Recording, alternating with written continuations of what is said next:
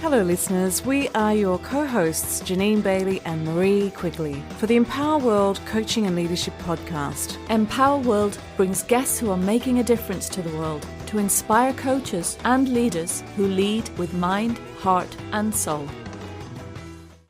Hello and welcome to this episode of the Empower World Coaching and Leadership Podcast. As you know, my name's Marie Quigley and today I'm speaking with the very inspiring Ian Day, who is a highly skilled leadership coach. He's a speaker and author with over 20 years' experience working with C-suite leaders and senior teams in complex, high-pressure environments. Ian is a chartered coaching psychologist, get my teeth back in, and a fellow of the CIPD. Ian brings both psychological insight and practical business acumen to his work. Ian, welcome to the podcast. Thank you very much, Marie. Great to be here. It's really kind of you to say yes. I know you're a busy man, so finding time is very generous of you. Well, I love coaching, so I'm always very happy to spend time talking about coaching and sharing knowledge, because that's what people did with me and have always done. Yeah. So I think it's important to share, and it's just a wonderful community to share and discuss with. So thank you for the invitation. Yeah, we believe the same, Ian. That's why we set up the podcast actually probably about 14 years ago now, because we wanted coaches to be able to hear from other experts in the field, the different philosophies, the different ways of coaching. As we know, there is no one way, but there's lots of good ways that experienced coaches can come and share their knowledge and experience with those who are coming behind us. So I gave you a little bit of an introduction, Ian. What did I miss out in who you are? Who is Ian Day that might be even more exciting than I introduced? Well, yeah, it's sometimes when people introduce me, because I've been lucky enough to present at a number of conferences, and it sounds a little bit detached from reality, because I'm just an ordinary bloke from Birmingham in England, and I started off my career in human resources, and I didn't expect to be interviewed on podcasts and things like that, or write books or publish books. In fact, it was never on my radar. So when you introduce me, now I'm sort of 25 years down the road of coaching, it sounds, that's quite impressive. But it's almost remembering that we all start in the same place. And yeah, I remember I was in a corporate HR role, and I was promoted, and my boss said, I think you benefit from coaching. I've got you this coach. And this guy came up from London to Birmingham and coached me every month for 12 months. And that was mind-boggling. It was the best thing that had ever happened to me, and absolutely wonderful. Never experienced anything like it. And that started me off on my journey, and I became a qualified coach. And so I started where we've all started, as a novice coaching, not knowing what to do, not knowing how to ask a question, not knowing how to listen. And all these years later, here I am. So it's almost like, well, anybody could be doing what I'm doing. So, yeah. Want to be here.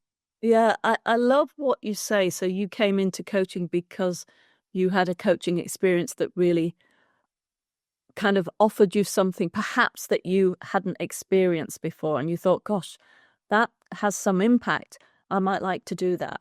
And I also appreciate the fact that it wasn't a one-off coaching session, but it was a program over a year period for you to look at yourself on a monthly basis, to do some thinking around yourself. That, because often people will say, oh, short coaching's a short-term thing.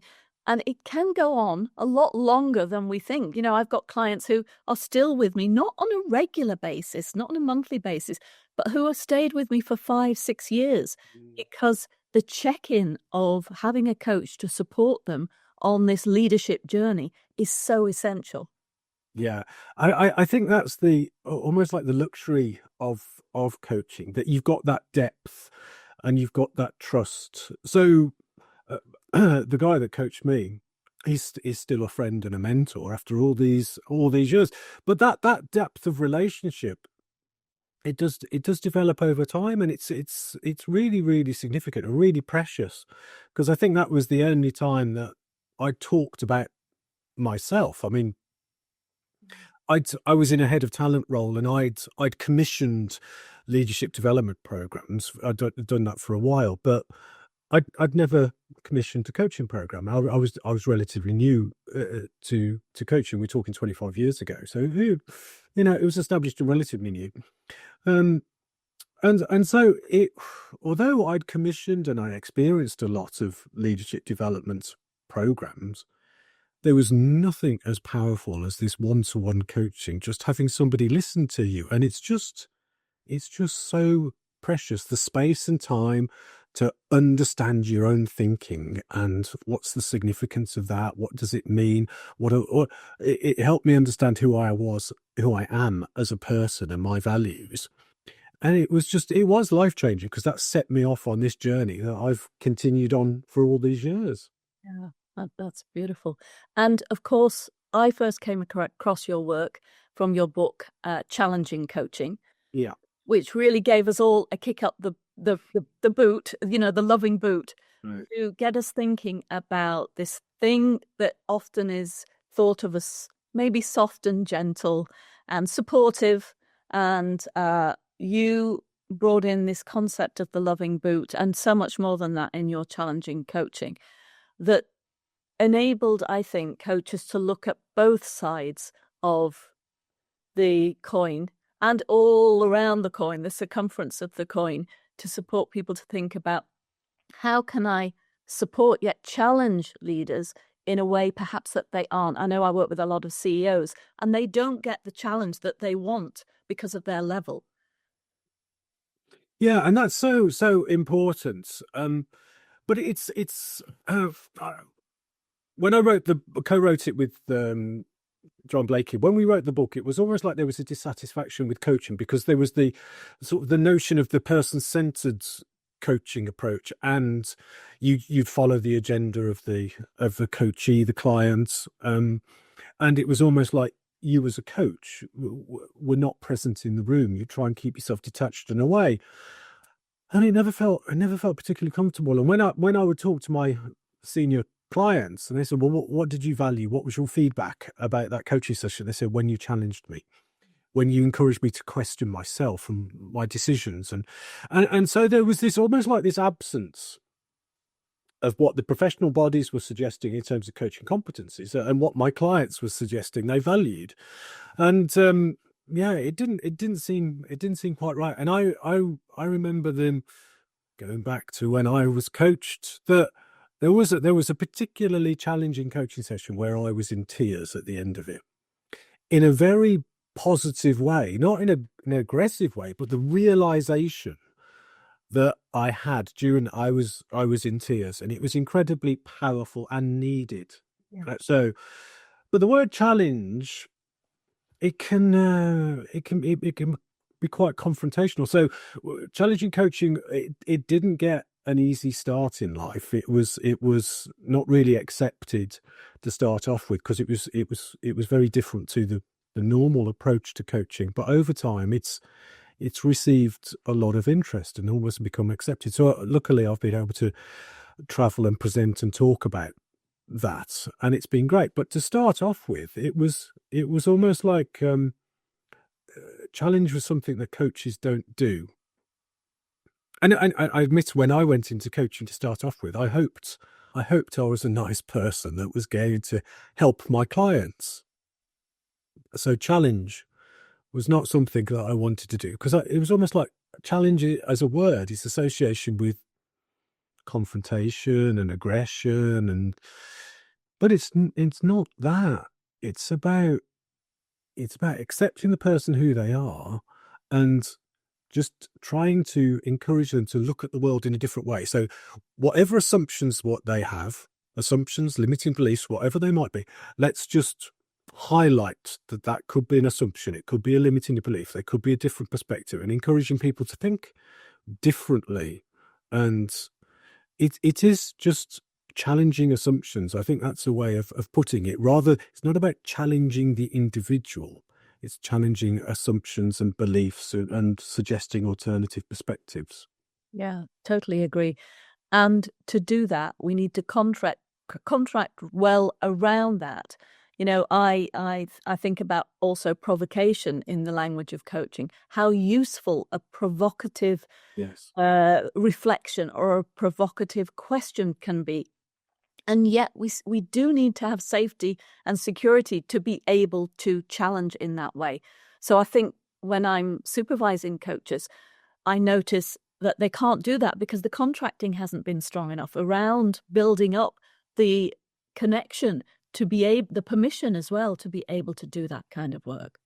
Yeah, absolutely. So that's so important. And it can be neglected. The sort of the, I know people talk about the psychological safety, but it's so important to have an explicit understanding of what that psychological safety really means. And one of the things that's is missing from challenging coaching is almost like those underlying beliefs, underlying philosophy that I bring when coaching. So it's based on sort of the humanistic approach that people are whole, resourceful, they can find their own solutions and way forward.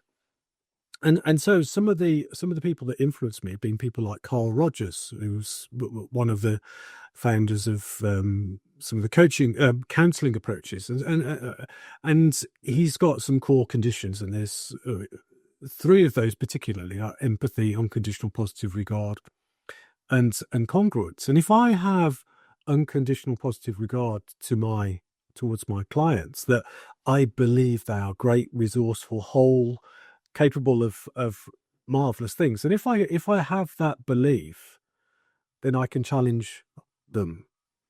So I don't believe they're broken. I don't believe they need to be fixed. I believe they're whole and resourceful, and so I can challenge it from an unconditional positive place, that it's my role to help them achieve whatever they state they want to achieve. They want to achieve an objective or a way of being, whatever it might be. It's for me to help them achieve that. And so that unconditional positive regard enables me to challenge. And that might be missing. Well, it is missing from the book Challenging Coaching, but it's definitely an underlying principle that I have.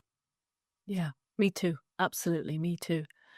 And so you've written your book, you're doing all your amazing work, and then you decide to write another book. And I'm in the process of writing my own book. Oh, fantastic. And it's one of the most challenging things I've done, because what I thought I was going to write about has evolved into something completely new and organic. So what inspired you to write your next book, The Coaching Leader, Coaching Skills for Leading Through Complexity? I'd love to explore that because that's very new on the shelf. Yeah, it is. It's hot off the presses. It was published in October, so it's hot off the presses. But yeah, and it's been a while. So Challenging Coaching was published in 2012, and this one was out a couple of months ago in 2025. So it's been a while. It's been a while. So I've contributed chapters to other books, that textbooks, handbooks on coaching. I've contributed chapters to those, but I suppose I haven't written anything myself for a while, and it was an itch that needed to be scratched for a number of reasons. I suppose Challenging Coaching was a wonderful thing, but I co-wrote it, so it's almost like, I wanted to prove that I can write a book by myself. But also I had a bit of an illness, and so I had a cardiac arrest, and my heart stopped, and I had hypoxic brain damage, which I'm still living with. So it's almost like I wanted to prove, as part of my recovery journey, which I'm still on, that I can write and produce something. So it's almost like a symbolic recognition that I'm almost as I was before my cardiac arrest. So it was because of that I was stubbornly wanted to write a book by myself to prove that I could do it. It was a demonstration of my recovery. and also I was dissatisfied with what I saw in leadership, and I thought there's a new way of doing things. So all of these things sort of came together, and it was an itch that I had to scratch. And I sort of been developing it and thinking about it and drafting and creating the skeleton of what the book would look like. I've been doing that for a number of years. And I'm now in this wonderful world where I'm an academic, so I run the postgraduate coaching courses at the University of Warwick, and I was able to take a sabbatical.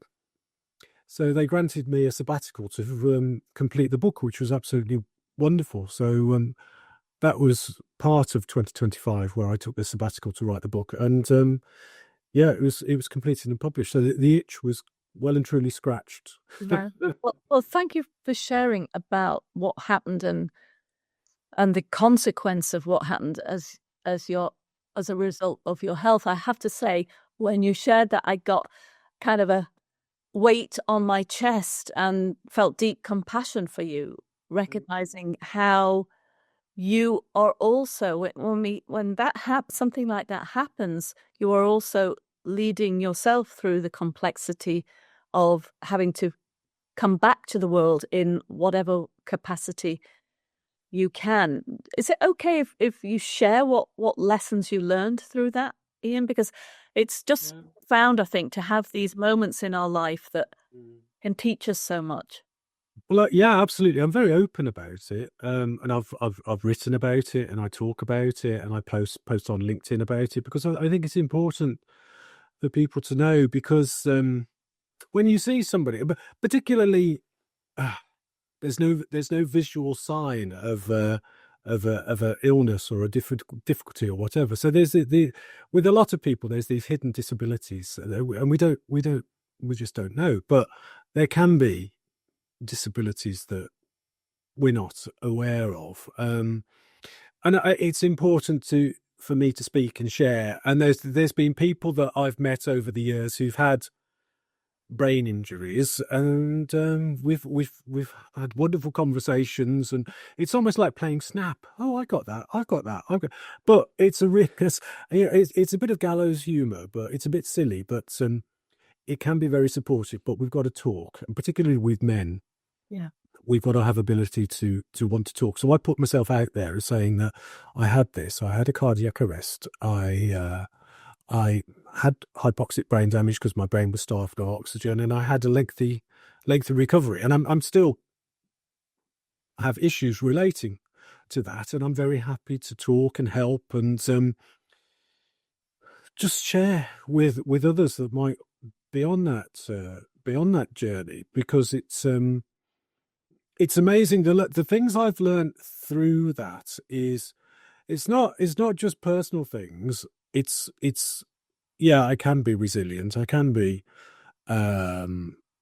determined, but all of that is less important. But it's the people around you that are most important. My wife and my daughter were wonderful through my recovery, and still are incredibly supportive in terms of helping with my physical therapy and helping with all of the things that I went through.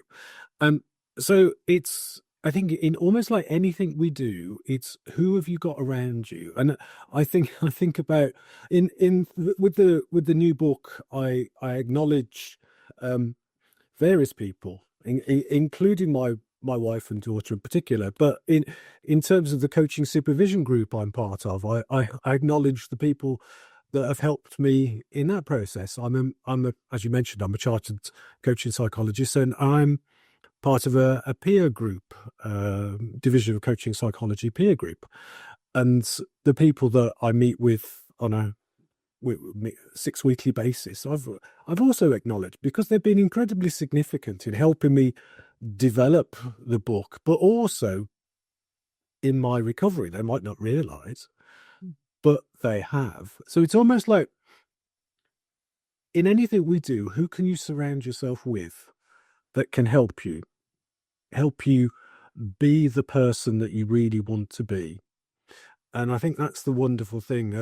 And again, going back all those years ago, when I was being coached for the very first time, I was In terms of Myers-Briggs type indicator, the personality profile, there's introversion and extroversion, and I'm very much an introvert.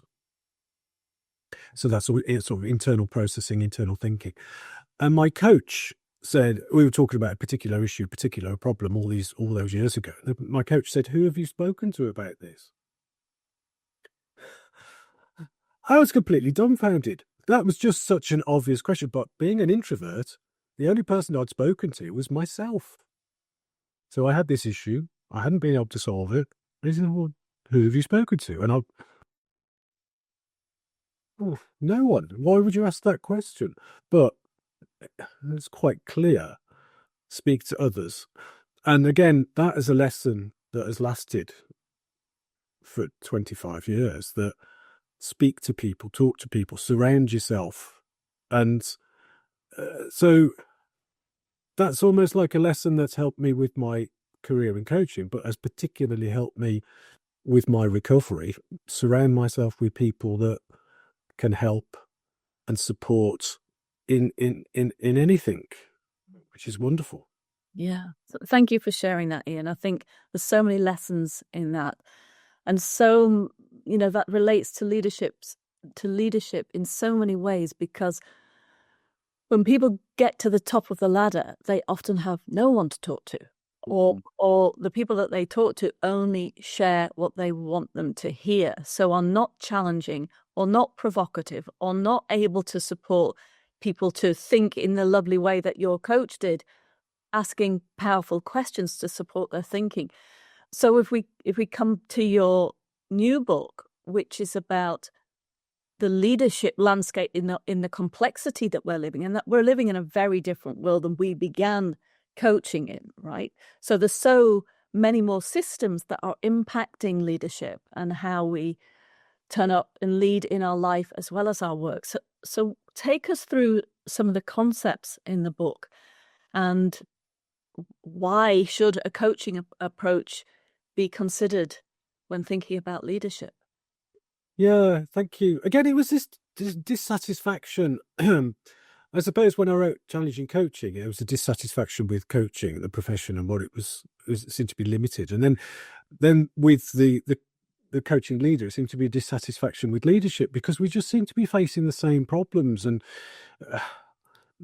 I don't know about you, but I love leadership books. I love coaching books, and these cupboards are full of coaching books and leadership books. But it seems to be that we still haven't moved on. We still seem to be facing the same problems. And there were news articles that I was reading, and it was about toxic cultures in organizations, and the amount of stress and bullying, and the amount of stress leaders were under. And it seemed to be that, well, actually things seem to be getting worse. And I was thinking, well, we've got all these wonderful books. I've got all these wonderful books in my cupboards about leadership, but are they just sitting in cupboards and not doing anything? So there's lots of wonderful theories, and many theories that have been around for a long time, but it was almost like we seem to be stuck.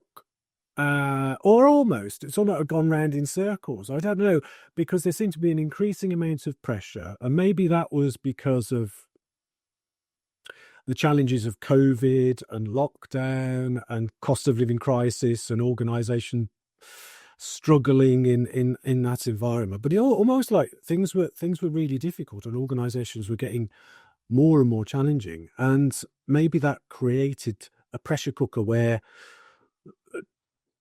toxic conditions came to mind and leadership became more and more difficult. And I was taken by a number of theories that I'd been aware of over the years, and it was looking at, well, it's almost, if we think about the VUCA world, so the volatile, uncertain, complex, ambiguous, we're in a VUCA world. COVID was the biggest example of a VUCA event that we could possibly experience. And it seems to have followed on, and it's followed on in many ways, whether it's artificial intelligence, whether it's just the pace of change with technology, whether it's things like war and geopolitical events around the world creating uncertainty, instability, and change. And it just seems to be this is continuing, and it's leadership is becoming more and more difficult. But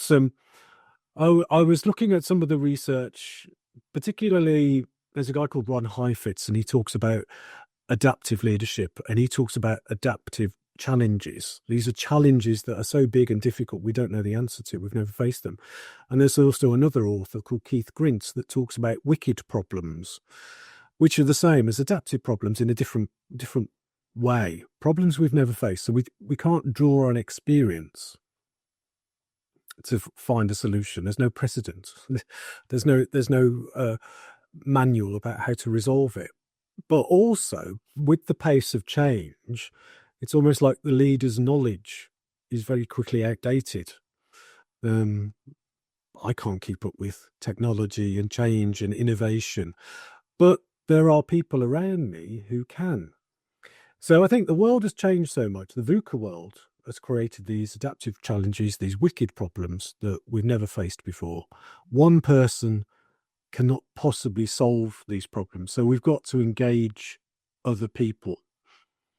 And the leader being the rainmaker, the leader being the person with the answer is no longer possible in that environment. So a leader, to find a way forward through the wicked problems, the adaptive challenges, has got to engage others. They've got to be willing to say, I don't know the answer. I haven't got the solution. I can't be the knight on the white charger leading the way as you would in a Shakespearean play. I've got to say, I don't know. I've got to ask.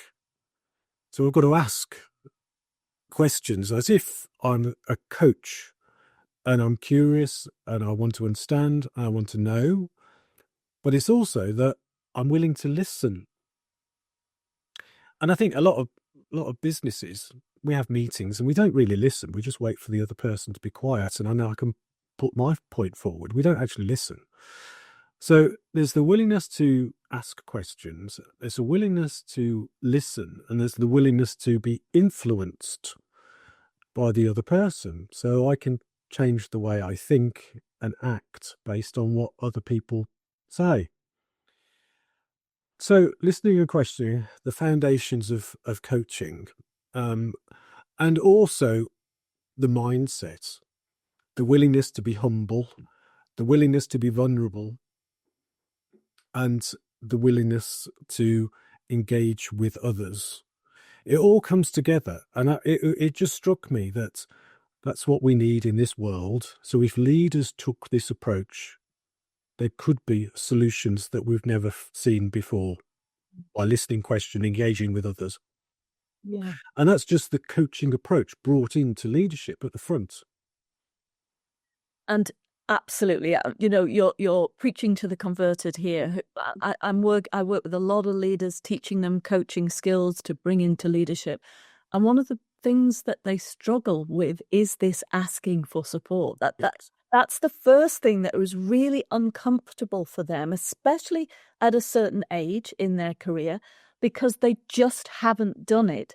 And so it's such a vulnerable place that it feels almost like they're opening themselves up to massive criticism in their heads.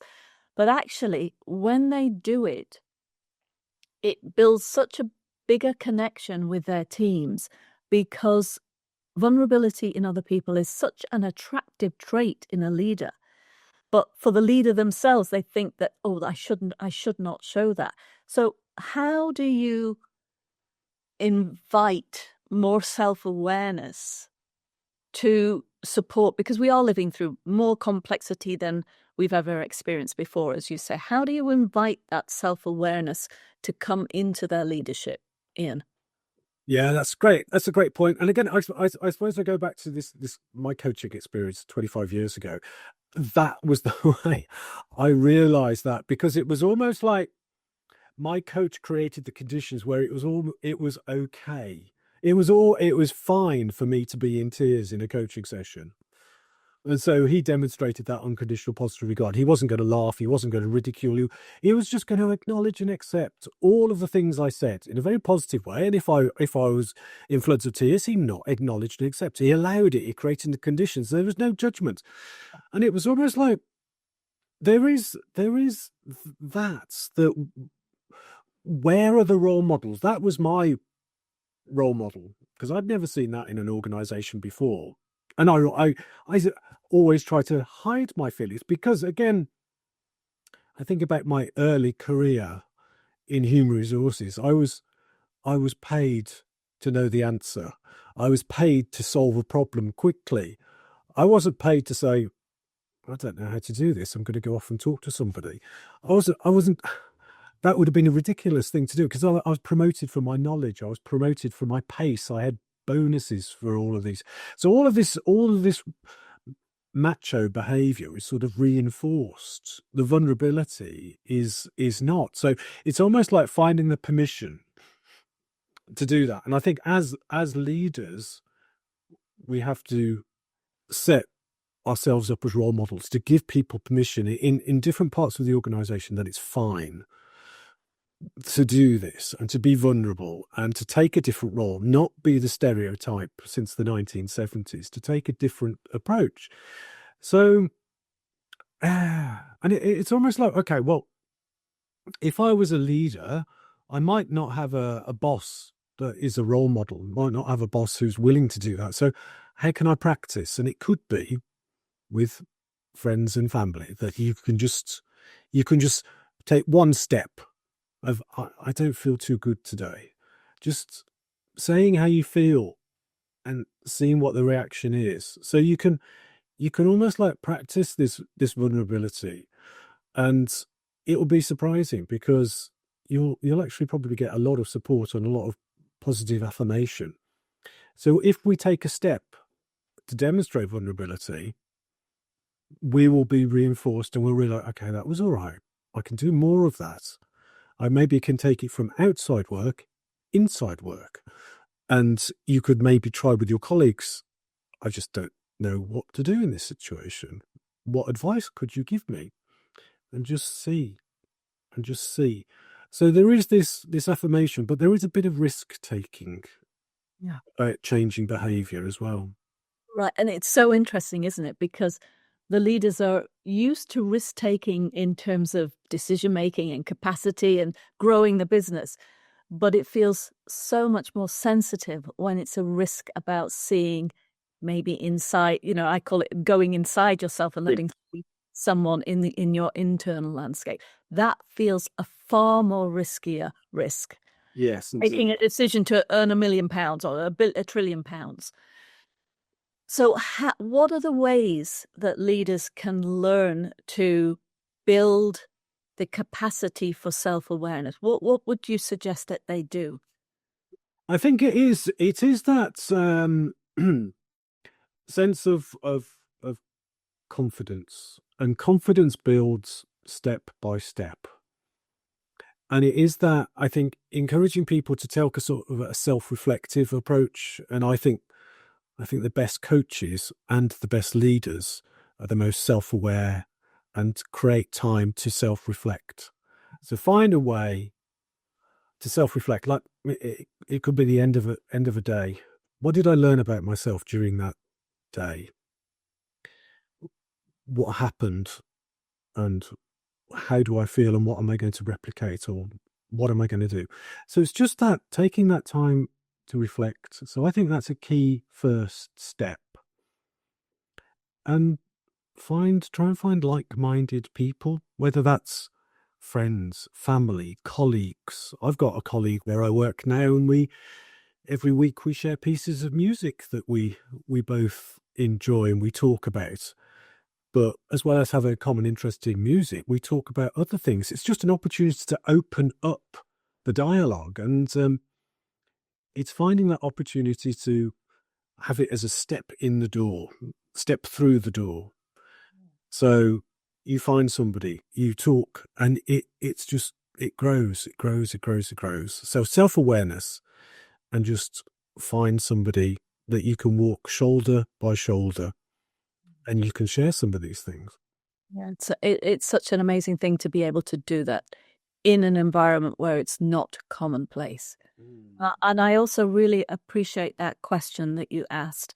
What are you learning about yourself? So this is not about doing. This is about who am I being in this? And Absolutely. what have I learned about myself in my interactions, my communication, my connection? It's so rare that somebody asks a reflective question about self. Yes. And it's going back to your point, earning £1 million in a business as an objective. It seems to me that's an easy objective. It's an easy thing to say because it's detached from the individual. If it's about self, it's about identity and values, and it's almost like, well, we don't do that sort of thing at work, do we? We don't bring that into work. We just go on and achieve £1 million objective. But self, I think I really do. If the person is whole, resourceful, great, and as good as they could be, and as confident as they possibly be, the £1 million will follow. But you've got to start with the self, and that's the recognition that everything comes from the self. And if we just had that mindset, that actually we can focus on the leader themselves, and then everything else will flow from that.